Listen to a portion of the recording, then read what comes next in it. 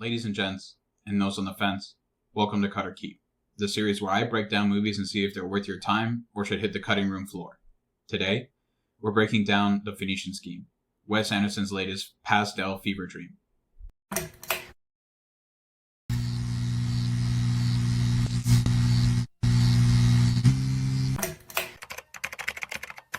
Richard Ayoade as the rebel leader Sergio absolutely killed his role. Sharp, witty. If you loved him in the IT crowd, you'll love him in this, and I hardly even recognize him. Benicio del Toro carried his role on his damn back. Steve Parks kind of felt like he was reading his lines off a cocktail napkin. Just saying.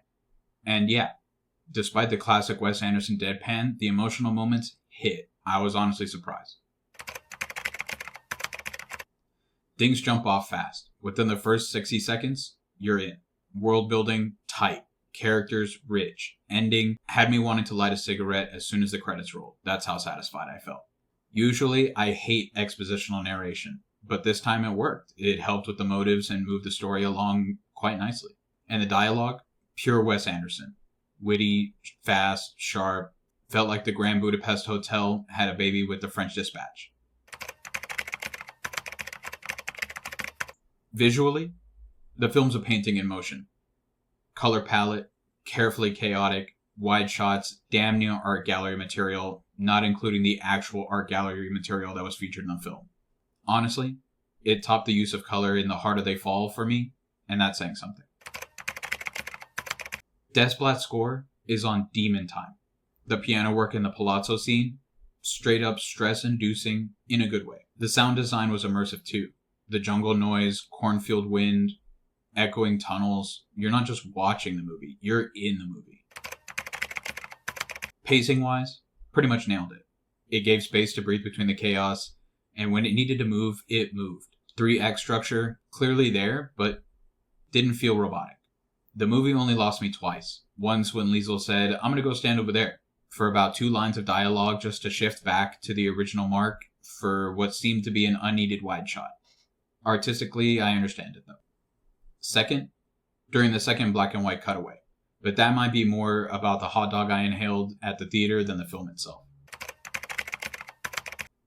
The 1950s setting was well built, from the wardrobe to the backdrops.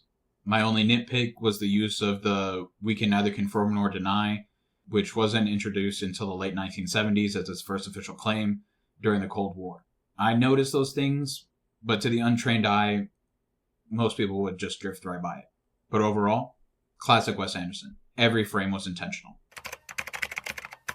The visual effects, everything looked real. Explosions, bruises, bullet holes, very clean. Nothing overdone.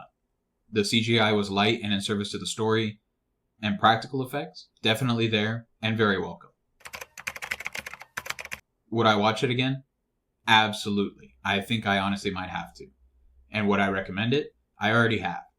Especially if you're over the overhype, overdone, reboot, reshoot, reslop, looking at you, Disney, that has poisoned the cinema world. This is your clean cut, your clean slate. The step away into an original thought. And knowing it was dedicated to Wes Anderson's real-life father-in-law, Fouad Malouf, who was the inspiration for the leading role, yeah, that made it hit a little different after knowing that. Alright, let's talk about it. Cut or keep. The actual reveal of the Phoenician Scheme, when the main character tells you to listen up and pay attention carefully, that was kind of a red flag. It was messy.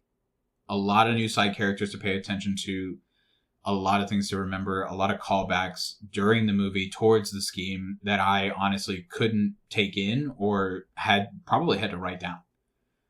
I think I know that guy gag was desperately stressing the rule of threes in comedy. The third time, it was funny. The 5th time, kind of losing its touch. But it's not all bad. What saved it? The third act.